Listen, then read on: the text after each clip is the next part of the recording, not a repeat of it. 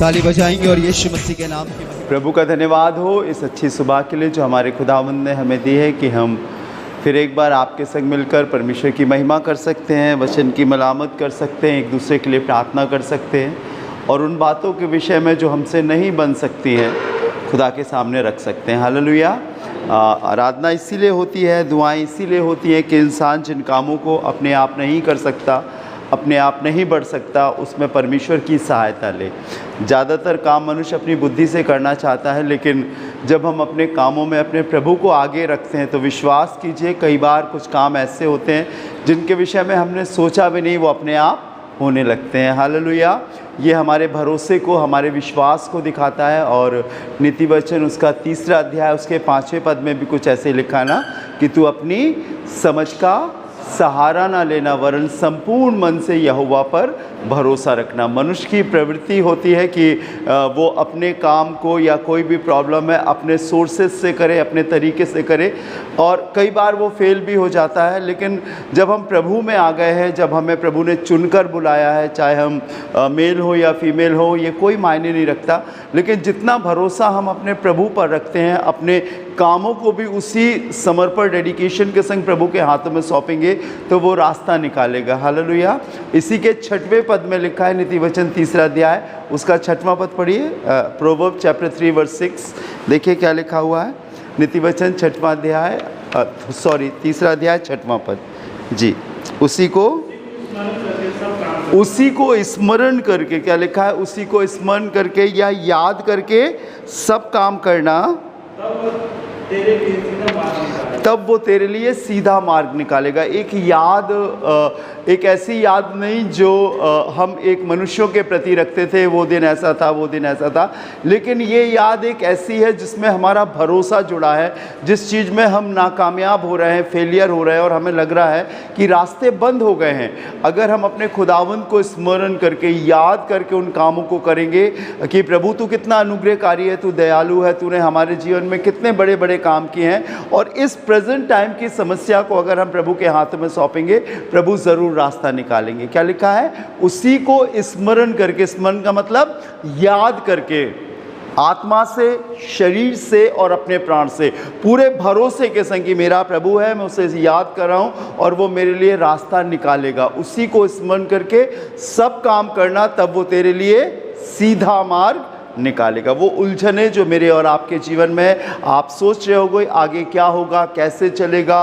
किस प्रकार ट्रेनिंग होगी, किस प्रकार नौकरी मिलेगी, कुछ नहीं करना है। परमेश्वर ने आपके लिए एक पूरा स्लॉट तैयार किया है। जब आप प्रभु के पास आ गए हो ना, एक स्लॉट तैयार किया, एक रास्ता तैयार किया है, उसमें आपको बढ़ना है, ना आपको दाहिने मुड़ना है, ना आपको बाएं मुड़ना है। सिर्फ अपने आप में ये देखना कहीं मैं गलत रास्ते पर तो नहीं जा रहा, कहीं मैं आउट ऑफ ट्रैक तो नहीं हो रहा। जब आप उस स्लॉट में शामिल हो गए, याद रखो खुदा के लोगों, मैं दावे के संग इस बात को कहना चाहता हूं, दुनिया कितनी भी आपके खिलाफ हो जाए, परिस्थितियां कितनी भी आपके खिलाफ हो जाए, परमेश्वर आपको उधर तक पहुंचाएगा जिसके लिए उसने आपको बुलाया है।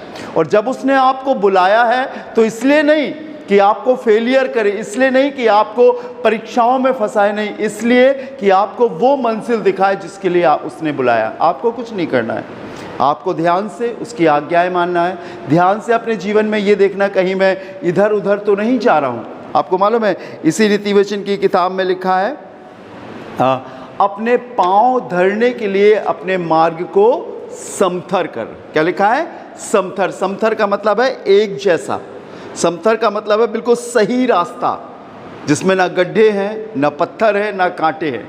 कुछ एक ऐसी चीज़ें हमारे रास्तों में होती हैं जो हमें ऐसा लगता है कि पता नहीं ये रुकावट कैसे दूर होगी, ये परीक्षा कैसे दूर होगी, ये मेरे संग हो पाएगा कि नहीं हो पाएगा। लेकिन बाइबल बताती है अपने मार्ग को समथर कर। ये दिमाग में चल रहा है, ये सामने नहीं है।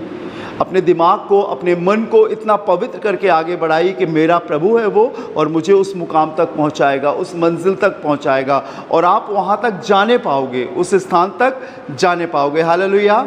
फिक्र नहीं करना आपको कि ये नहीं हो रहा है, कैसे होगा, नहीं। दूसरी चीज़ जो मेन है, मुख्य है, वो ये है कि हम इंसान जब प्रार्थना करते हैं तो प्रार्थना करने के बाद हमारे मन में एक जिज्ञासा होती है, ये कब होगा। क्या होता है, ये कब होगा, कैसे होगा।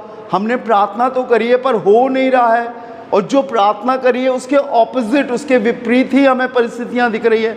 नहीं। हर एक चीज़ का एक समय है जो परमेश्वर ने रखा है। आपके जीवन की, आपके जीवन के उम्र की, आपको क्या आगे करना है, सब कुछ प्रभु ने पहले से तैयार किया है।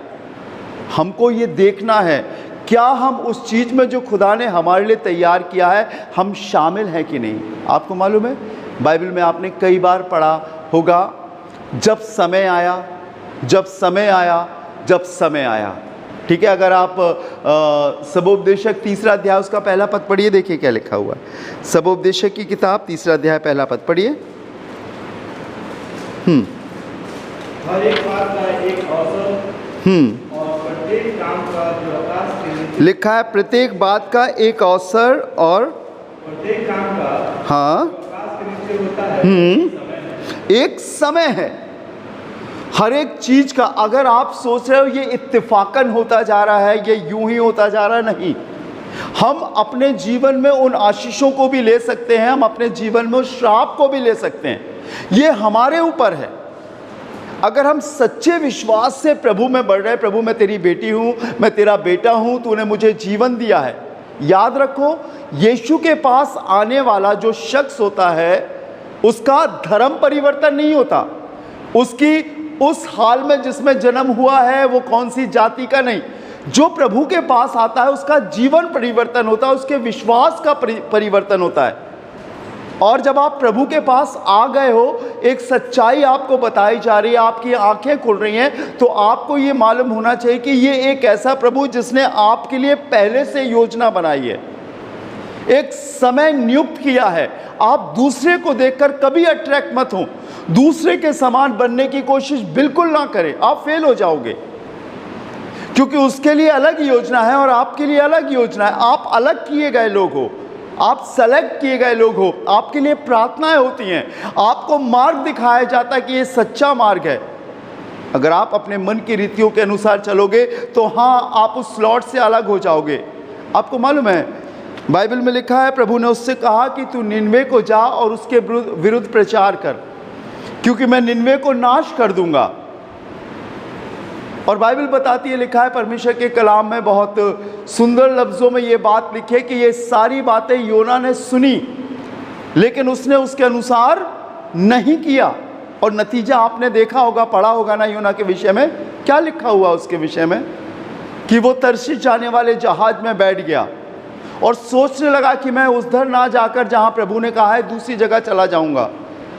समुद्री जहाज था, तूफान आई, आंधी आई, लोग अपने अपने देवता को पुकारने लगे। ये तो सो रहा था, किसी ने कहा उठ देख हम डूबे जाते हैं। तब योना ने कहा ये विपत्ति तुम पर मेरे ही कारण आई है। चिट्ठियां डाली गई और चिट्ठी योना के नाम निकली। लोग जहाज को हल्का करने के लिए अपना सामान फेंक रहे थे, अपने देवी देवता भगवानों को पुकार रहे थे, लेकिन योना ने कहा मुझे इस समुंदर में फेंक दो। और जब उसे समुंदर में फेंक दिया, उसका जीवन खत्म नहीं हो गया। बाइबल में लिखा है कि एक बड़ी मछली को, एक बड़े मगरमच्छ को परमेश्वर ने ठहराया था और उसने योना को जिंदा निगल लिया। 3 दिन और 3 रात वो उसी में रहा, मछली के पेट में, शैवालों के बीच में, गंदगी में, बदबू में। लेकिन बाइबल बताती है, इसी योना के नबी किताब उसके 2 अध्याय में लिखा है, जब मैं मूर्छा खाने लगा तब मैंने अपने परमेश्वर यहोवा को स्मरण किया। हो सकता आप जल्दबाजी के कारण, हो सकता अनसुनी के कारण आप अलग रास्ते पर जा रहे हो और शायद आप ये सोच रहे हो उलझ के कि ये कैसे होगा, लेकिन मैं आपको बताऊं वो दयालु है, वो अनुग्रहकारी है। वो आसानी से अपने बच्चों को नहीं छोड़ता, शैतान के हाथों में, परीक्षाओं में नहीं छोड़ता। वो तब भी दया करता है, वो इंतज़ार करता है ये मेरा बेटा, ये मेरी बेटी शायद लौट कर मेरे पास आए, मुझसे प्रार्थना करे, मुझ पर विश्वास करे, मुझ पर भरोसा रखे, और वो फिर अपने सीने से बगलगीर करता है और उसे बचाता है। लिखा है वो कहने लगा, मैं अधोलोक के उधर से चिल्ला उठा और मेरे परमेश्वर ने मेरी प्रार्थना सुन ली। 3 दिन के बाद उसी मछली ने उसे सूखे पर उगल दिया और उसे करना वही पड़ा जो उससे परमेश्वर ने कहा था। आप कहीं भी जाओ, कहीं भी भटको, आप तमाम योजनाएं बनाओ, कोई फर्क नहीं पड़ता। मैं आपको सच बताऊं, आप और उलझ जाओगे, आप और फंस जाओगे। लेकिन अगर आप योजना परमेश्वर को शामिल करके बनाओगे, कभी भी अपनी योजना में परमेश्वर को शामिल मत करना, आप परमेश्वर की योजना में शामिल होना। हालेलुया। प्रभु तूने मेरे लिए क्या तैयार किया है? आप तो अपने लिए वो चीज़ें करोगे जो आपकी बुद्धि बता रही है, आपके लोग बता रहे हैं, आपकी निगाहें या परिस्थिति बता रही है, लेकिन आपको ये मालूम होना चाहिए कि इन सारी चीज़ों का बनाने वाला परमेश्वर है। आपकी सोच को, परिस्थितियों को, सारे समय को बनाने वाला वो है। और क्यों ना हम उसके बहाव में बहें, ना कि अपने बहाव में उसको बहाएं। और जब हम उसको शामिल करेंगे अपने जीवन में, विश्वास कीजिए प्रभु के लोगों, कभी आप फेलियर नहीं होंगे। आप ये ना देखें इधर क्या हो रहा है, इधर क्या हो रहा, आप ये देखें कि मेरे लिए मेरे परमेश्वर की योजना क्या है। अनदेखी चीज़ों पर विश्वास करना सीखें, उन चीज़ों पर ईमान लाना सीखें जो प्रभु के वचन में है। और क्या लिखा है यूहन्ना पहला अध्याय उसके 12वें पद में, याद होगा आपको, यूहन्ना 1:12 में क्या लिखा है? जितनों ने उसे ग्रहण किया उसने उन्हें परमेश्वर की संतान होने का अधिकार दिया, है ना? लिखा, यही लिखा ना, जितनों ने उसे ग्रहण किया। जब आप उसे ग्रहण करते हो, आप उसकी औलाद, उसके बेटे और बेटी, उसकी संतान बनते हो आप। और मुझे बताइए, किसी पिता के होते हुए क्या कोई बैरी उसकी संतान को मार सकता है, छू सकता है? कभी नहीं। आपको यही देखना है, मैं आज जो जीवन जी रहा हूँ, क्या मेरे पास परमेश्वर है या नहीं? क्या मैं उस ट्रैक पर हूँ कि नहीं जो परमेश्वर ने मेरे लिए तैयार किया? आप कितनी भी योजना बना लें, मैं आपको सच बताना चाहता हूँ, कुछ दिन पहले मैं अपने झांसी शहर के सबसे धनवान शख्स से मिला, जो ऊपर से लेकर नीचे तक सोने से लदा रहता है। और मालूम है, ढेरों रुपया, आलीशान गाड़ियाँ, बहुत सुंदर उसका मकान, बंगला। लेकिन आपको मालूम है, वो मुझसे कहता है, पास्टर जी, फादर जी बोलता है वो मेरे को रात में नींद नहीं आती। ढेरों दवाइयाँ रखी है उसकी नींद के लिए, लेकिन नींद नहीं आती। क्या फ़ायदा उस रुपये से? क्या फ़ायदा उस शौहरत से? क्या फ़ायदा उस नौकरी से जिसमें संसारिक सारी चीज़ें हैं, लेकिन जिसमें सुकून, शांति और आराम नहीं है? खुदा के लोगों, यही परमेश्वर अपने लोगों को देना चाहता है। बाइबल में लिखा है, वो अपने प्रेमियों को नींद यूं ही दान में देता है। जिस रास्ते पर हम चल रहे हैं, सिर्फ हमें देखने की ज़रूरत है, हमें अपने आप को चेक करने की ज़रूरत है, हमें अपने आप को परमेश्वर के वचन से मिलाने की ज़रूरत है कि मैं ठीक हूँ या नहीं हूँ। मैं अपने जीवन के विषय में सबसे अच्छी तरह जानता हूँ, और आप अपने जीवन के विषय में सबसे अच्छी तरह जानते हैं। शायद मैं आपके काम को देखकर बोलूँ, बेटा ये ठीक नहीं है, बेटा ये ठीक है, ये अच्छा है, ये अच्छा नहीं है, लेकिन मैं आपके मन की बातों को नहीं बता सकता हूँ। आप अपने मन में क्या चल रहा है, आप क्या सोच रहे हो, वो प्रभु जानता है। और आपको मालूम होना चाहिए, श्राप, कर्स या ब्लेसिंग्स, आशीष या श्राप, यहीं से आते हैं। इंसान हाथों से या जिस्म से बाद में काम करता है, लेकिन सबसे पहले अपने दिमाग में उस चीज़ की प्लानिंग करता है। और जब वो प्लानिंग करता है ना, उसी समय में आशीष या श्राप आ जाते हैं। और अगर आज आप आगे बढ़ रहे हो, ये प्रभु का फजल है, लेकिन आपको देखना है क्या मैं सही रास्ते पर हूँ कि नहीं। जिस रास्ते के लिए मेरे माँ बाप ने मुझे यहाँ पर भेजा है, मेरे प्रियो ने मुझे यहाँ भेजा है, माँ बाप ने मेहनत करके आपकी फ़ीस को जमा किया है, और आज भी वो आशा लगा कर बैठे हैं आपसे कि मेरा बेटा वहाँ ट्रेनिंग कर रहा है, मेरी बेटी वहाँ ट्रेनिंग कर रही है, कैसी होगी, क्या कर रही होगी। क्या आप अपने माँ बाप के तर्ज पर खरे उतर रहे हैं कि नहीं उतर रहे? क्या आप अपने प्रभु के तर्ज पर खरे उतर रहे हैं कि नहीं उतर रहे हैं? ये हमें स्वयं देखना पड़ेगा। और इसीलिए बाइबल बताती है, उसी को स्मरण करके सब काम करना। सुबह से लेकर शाम तक, जब तक आप सो नहीं जाते, अपने प्रत्येक कामों पर अपनी निगाह को रखो। मैं क्या कर रहा हूँ, ये मत देखो वो कर रहा है कि नहीं कर रहा है। शैतान सबसे पहले मालूम हमारे दिमाग में क्या डालता है, वो नहीं कर रहा है तो हम भी नहीं करेंगे। एक फिल्म डायरेक्टर की फिल्म फ्लॉप हो गई, और वो आपस में बात कर रहे थे, प्रोड्यूसर और डायरेक्टर सब बात कर रहे थे आपस में, और कह रहे थे उनकी तो इतनी फिल्में फ्लॉप हो गई, 15 से 20 फिल्में फ्लॉप हो गई, हमारी तो एक ही फ्लॉप हुई, हमारा तो एक ही फिल्म में पैसा डूबा। आपको मालूम है, ये शैतान डालता है। हमें दूसरे को नहीं देखना है कि वो कर रहा है कि नहीं कर रहा है, हमें ये देखना है कि मैं कर रहा हूँ कि नहीं कर रहा हूँ। आप दूसरे की असफलता बताकर अपने आप को सफल नहीं बना सकते। हमें यह देखना पड़ेगा कि हम सही ट्रैक पर हैं कि नहीं। हमें उसका हिसाब नहीं देना, हमें अपना हिसाब देना है। प्रत्येक पल में, प्रत्येक क्षण में हमें इस बात को स्मरण रखना है, क्या मैं सही ट्रैक पर हूँ। जवानों, हमारे पास एक ऐसा प्रभु है जो मन की बातों को भी सुन लेता है। हमारे पास एक ऐसा प्रभु है जो मन की मतियों को पढ़ लेता है। हमारे पास एक ऐसा प्रभु है जो यहाँ से सुनकर जवाब देता है। हालेलुया। आप मुंह से ना बोल पाए, लेकिन अगर आपके दिमाग में एक अच्छे ख्याल होंगे, प्रभु आपको आशीष देगा। आपको प्रार्थना करनी नहीं आती है, कोई बात नहीं, लेकिन अगर आपकी सोच अच्छी है तो प्रभु आपको आशीष देगा। अगर आपके शब्द अच्छे हैं और आपके मन में कड़वाहट है तो कोई भी आपको श्राप से नहीं बचा सकता, क्योंकि आशीष और श्राप यहीं से आते हैं। और इसीलिए बाइबल में लिखा है, सबसे अधिक अपने मन की रक्षा कर, क्योंकि जीवन का मूल स्रोत यही है। देखें अपनी तैयारी को, देखें अपने जीवन को, देखें कि प्रभु मेरे को यहाँ पर लाया। बहुत समय आप नहीं रहोगे यहाँ पर, कुछ प्रॉब्लम्स चल रहे हैं, वो आने वाले दिनों में ठीक हो जाएंगे। लेकिन आप ऐसा सोच रहे हो कि मैं यहाँ से जाकर मुझे बहुत अच्छा रास्ता मिलने वाला है, बहुत अच्छा समय मेरे जीवन में आने वाला है, तो ऐसा नहीं है। जो समय है इससे और कठिन समय आने वाले हैं। बाइबल में लिखा है, याद रख, अंतिम दिनों में कठिन समय आएंगे, अच्छे दिन नहीं आने वाले हैं। अपने आप को तैयार करो। आपको स्ट्रगल करना पड़ेगा, आपको संसार और दुनिया का सामना करना पड़ेगा। बार बार आपको प्रभु के पास घुटने पर होकर जाना पड़ेगा, प्रभु बता मैं क्या करूं। अपने आप को मजबूत करो।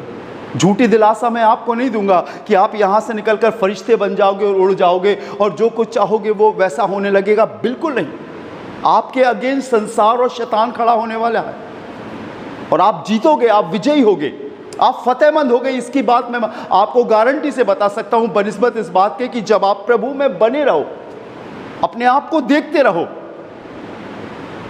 अपने आप को इस हाल में देखो, क्या मैं प्रभु में हूं या नहीं हूं, और आप जयवंत हो गए। और इस पापमय संसार में दाऊद कहता है, यहां घूस देने वाले, रिश्वत देने वाले, हत्यारे, भले के बैरी और तमाम प्रकार के घृणित लोगों के बीच में हमें जीना है। प्रभु का बेटा, प्रभु की बेटी बनकर जीना है। सामना करना पड़ेगा, और आप जिससे आशा रखोगे ना, वही आपको ठोकर दिलाएगा, वही आपके अगेंस्ट बात करेगा, वही आपका तमाशा और मजाक बनाएगा। लेकिन ऐसे समय में आपको अपने विश्वास को देखना है, मजबूती से आगे बढ़ना है। और वो समय आने वाला है परमेश्वर के लोगों, जब यीशु बहुत जल्दी आएगा, अपनी दुल्हन को, अपनी कलीसिया को लेकर चला जाएगा। उसके बाद दुनिया का अंत नहीं होगा, दुनिया चलती रहेगी, लेकिन वो पीरियड बहुत कठिन होगा, बहुत दुखदाई होगा। लेकिन आज अगर हम यीशु मसीह में होंगे, हम जिस हाल में होंगे उस पर विश्वास करने वाले होंगे, वो हमें लेकर चला जाएगा। क्या आप तैयार हो? Are you ready? Jesus is coming very soon. आपको जवाब देना है, हाँ मैं तैयार हूँ या मैं तैयार नहीं हूँ। Let us close our eyes. अपनी आंखों को बंद करेंगे, दुआ करेंगे। राजाओं के राजा, प्रभु के प्रभु, मैं तेरे बेटे और बेटियों के लिए प्रार्थना करता हूँ। ये तेरे लोग हैं, तुझ पर भरोसा रखते हैं। मैं जानता हूँ संसारिक होने की वजह से बहुत सारी चीज़ें दबाती हैं,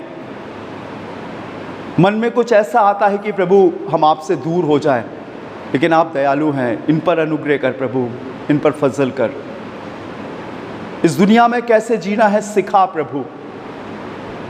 लोगों की परवाह ना करें, लेकिन खुदा ये तेरे कलाम की परवाह करें।